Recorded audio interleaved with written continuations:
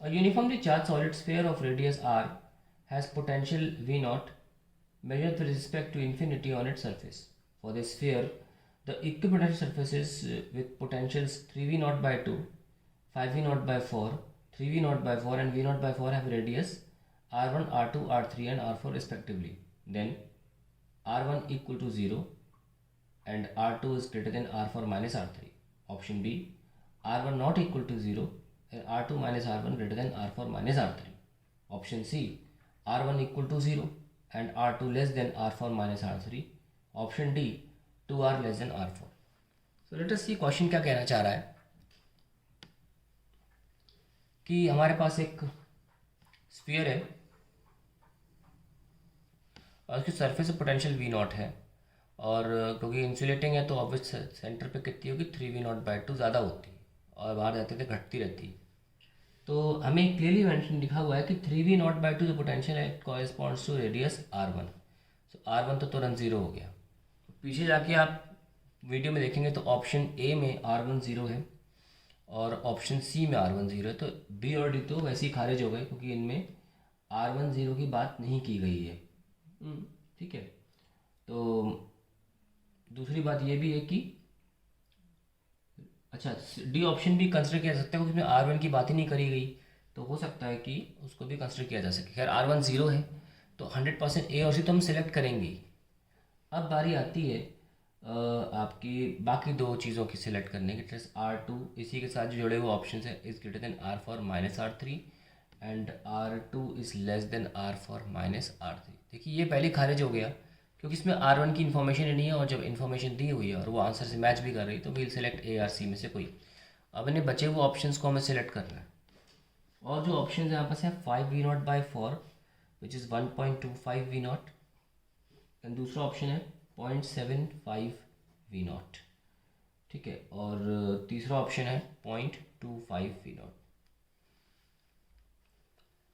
अब यहाँ पर हम देख सकते हैं कि पोटेंशियल जो है वो घट रही है धीरे धीरे और सरफेस पे वी नॉट इससे कम जो पोटेंशियल होगी वो बाहर ही होगी।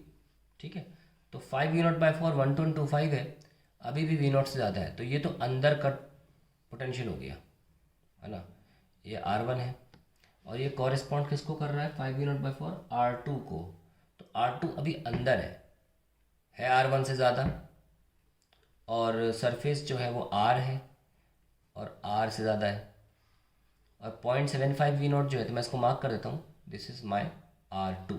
ठीक है। 0.75V नॉट तो वी नॉट से भी कम हो गया तो बाहर निकल गया। This corresponds to R3।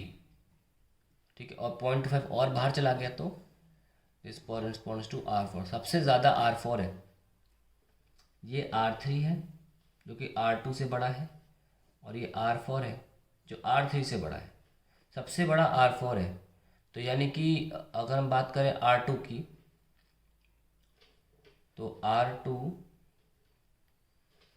R4 माइनस R3 से बड़ा है, नहीं पॉसिबल, ये चेक करना पड़ेगा हमें।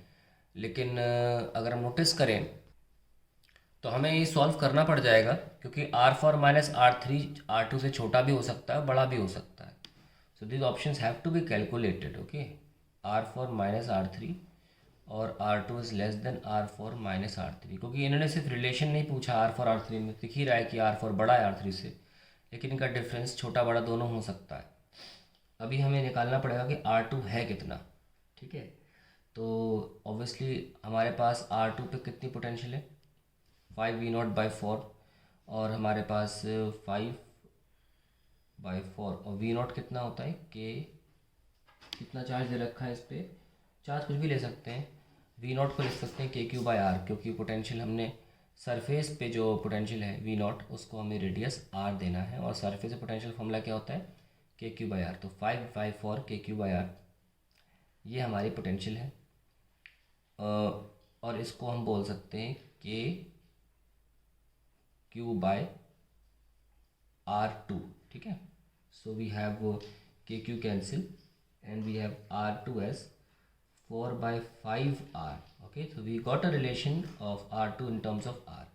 Similarly, we can solve for R4 and R3 where my R4 से रिलेटेड R3 से रिलेटेड क्या इक्वेशन है, 0.75 V naught is equals to K Q by R3. So we can write 3/4 into V naught is K Q by R, है ना. V naught तो हमेशा K Q by R रहेगा, K Q by R3 ये cancel, और हमारे पास R3 का relation आ जाता है 4/3R. ठीक है, ये भी रिलेशन आ गया.